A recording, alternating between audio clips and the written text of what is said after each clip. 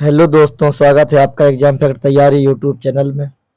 दोस्तों, आज का हमारा जो चैप्टर है वो है रसायन विज्ञान के महत्वपूर्ण प्रश्न। और इसमें जो टॉपिक है पदार्थ की अवस्थाएं। और ये जितने भी इस वीडियो में हमारे जो प्रश्न होंगे वो प्रीवियस ईयर किसी ना किसी एग्जाम में जरूर आए हैं।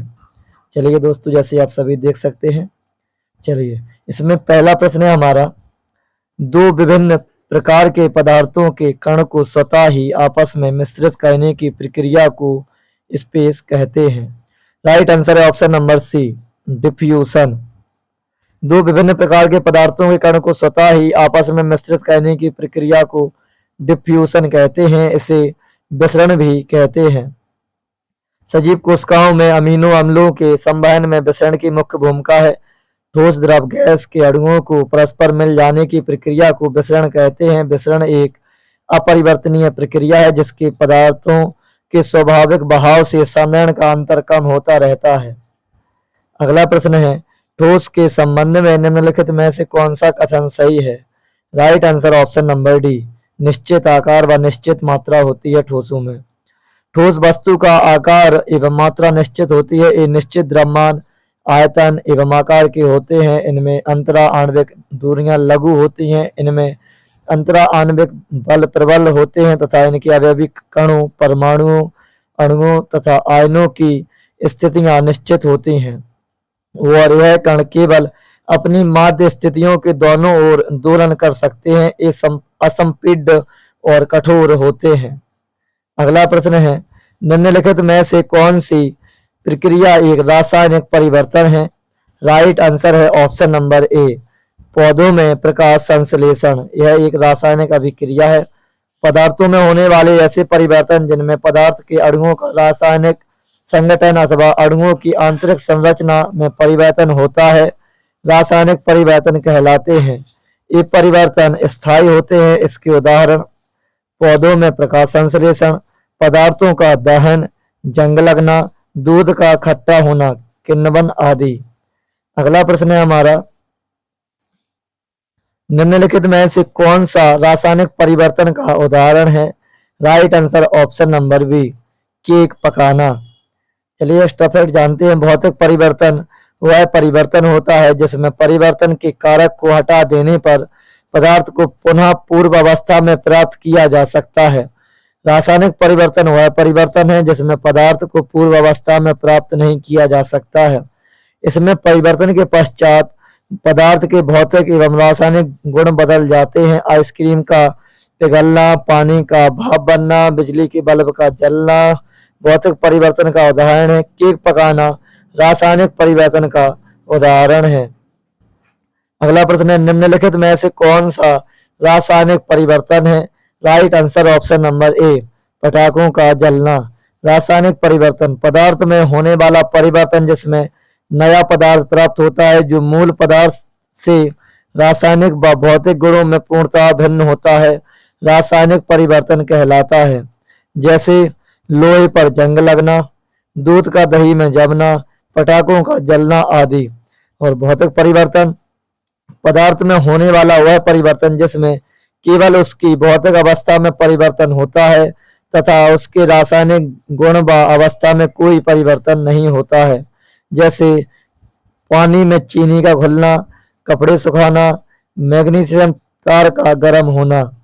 अगला प्रश्न है, तरल पदार्थ की तुलना में ठोस पदार्थ में परमाणुओं का व्यवस्थापन किस तरह होता है।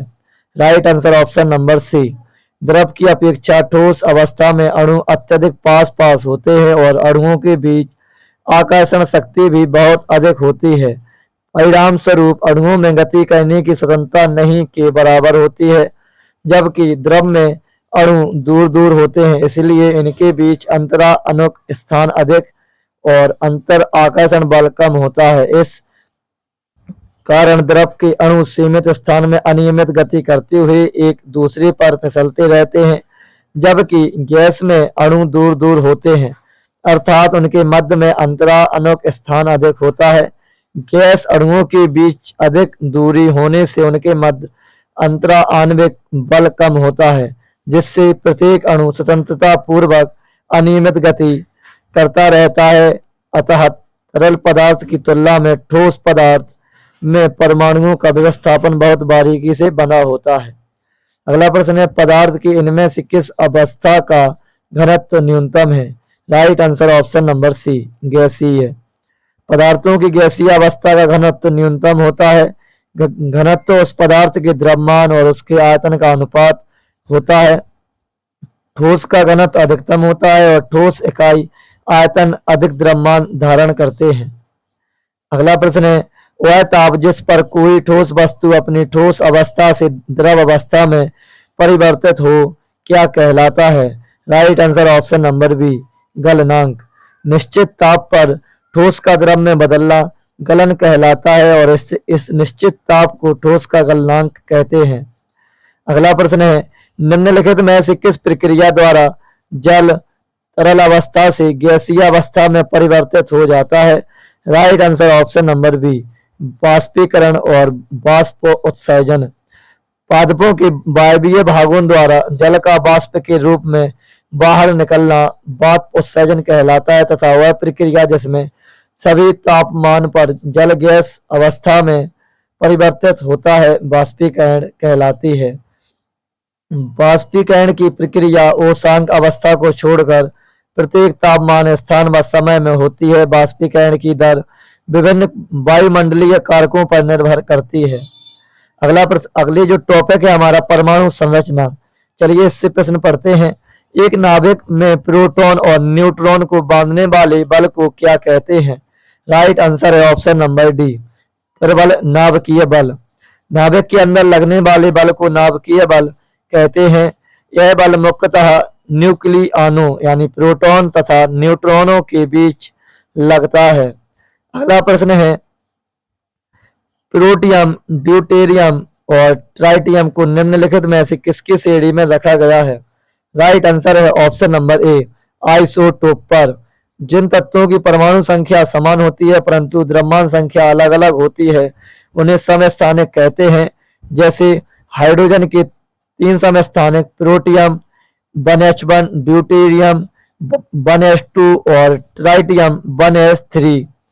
इसका ध्यान देना, जो ऊपर होता है वो परमाणु संख्या होती है और जो नीचे होता है वो द्रव्यमान संख्या होती है।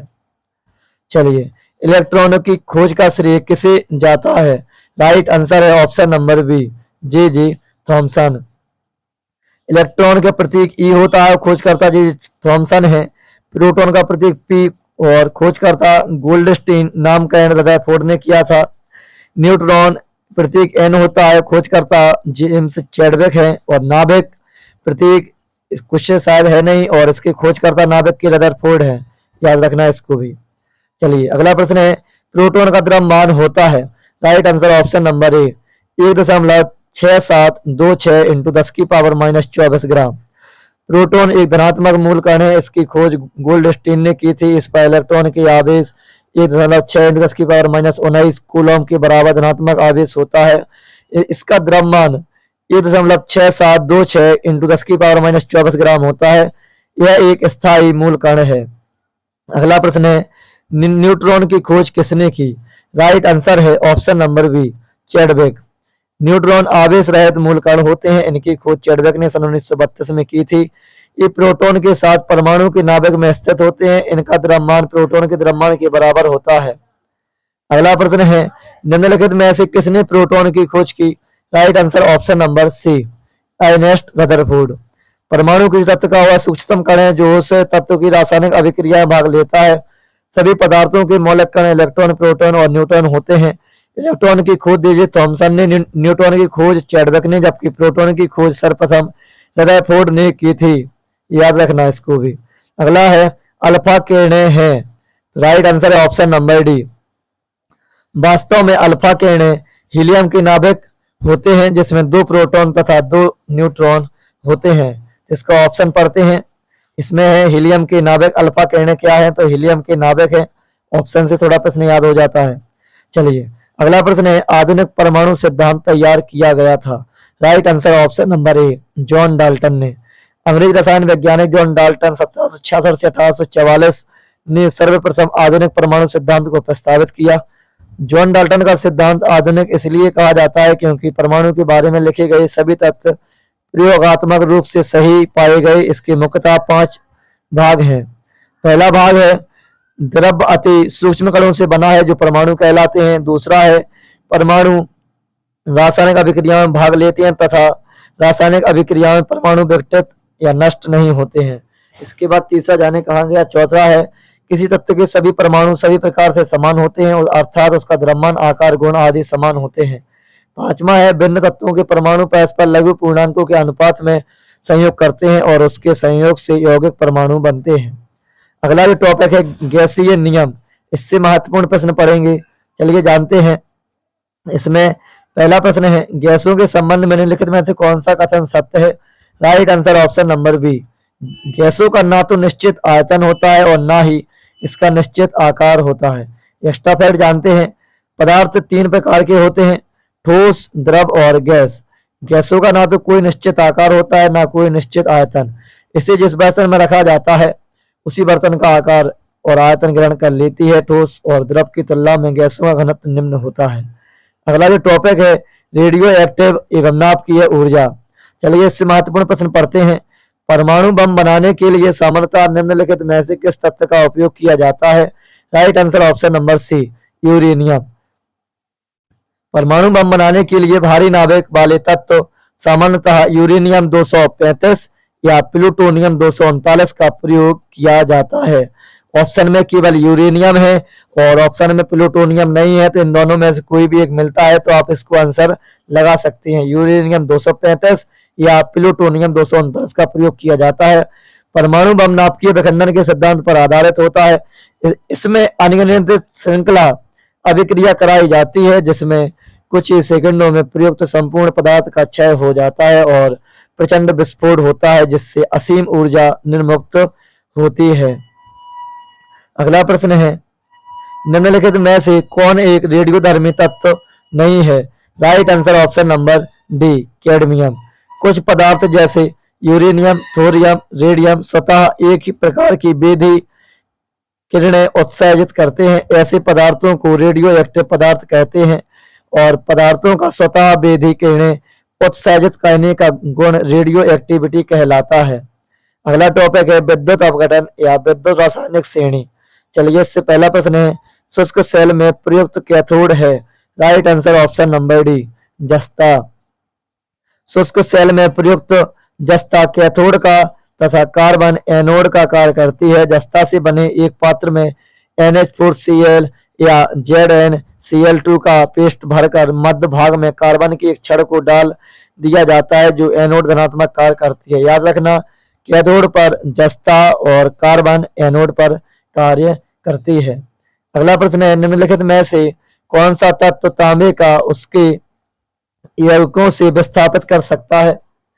राइट आंसर है ऑप्शन नंबर बी जस्ता। जस्ता प्रकृति में मुक्त अवस्था में नहीं पाया जाता है, यह संयुक्त अवस्था में विभिन्न अयस्कों के रूप में पाया जाता है। जस्ता धातु का निष्कासन सल्फाइड अयस्क जिंक ब्लेंड ZnS से किया जाता है। कॉपर सल्फेट के घोल से यह तांबे को विस्थापित करता है। याद रखना जिंक ब्लेंड ZnS इंपोर्टेंट प्रश्न है। निम्नलिखित में से किसके प्रवाह के कारण एक इलेक्ट्रोलाइट के द्वारा इलेक्ट्रिक करंट पास करती है। Right answer option number B धनात्मक और ऋणात्मक आयन। धनात्मक तथा ऋणात्मक आयन के प्रवाह के कारण इलेक्ट्रिक करंट का प्रवाह होता है। करंट का प्रवाह इलेक्ट्रॉन के गति के विपरीत दिशा में होता है। अगला जो टॉपिक है ऑक्सीकरण और अपचयन। इलेक्ट्रॉन त्यागने की प्रवृत्ति कहलाती है। राइट आंसर है ऑप्शन नंबर ए ऑक्सीकरण। ऑक्सीकरण वह रासायनिक अभिक्रिया है जिसमें कोई परमाणु या आयन एक या अधिक इलेक्ट्रॉनों का त्याग करके उच्च विद्युत धनात्मक अवस्था या निम्न विद्युत ऋणात्मक अवस्था में परिवर्तित हो जाता है, अर्थात इलेक्ट्रॉन त्यागने की प्रवृत्ति ऑक्सीकरण कहलाती है।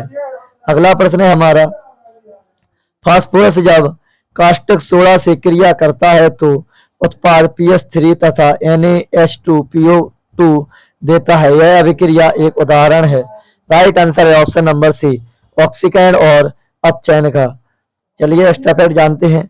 अपचयन ऑक्सीकरण संख्या में कमी है और ये रिएक्शन रही, अतः स्पष्ट है कि इस अभिक्रिया में P का अपचयन तथा O का ऑक्सीकरण हो रहा है तथा अभिक्रिया ऑक्सीकरण तथा अपचयन दोनों है। चलिए अगला टॉपिक है संयोजकता या रासायनिक बंधन। कार्बनिक यौगिक में कार्बन की संयोजकता हमेशा होती है। Right answer option number D 4। कार्बनिक यौगिक में कार्बन की संयोजकता हमेशा 4 होती है। कार्बन की परमाणु संख्या 6 है। इसे आवर्त सारणी के वर्ग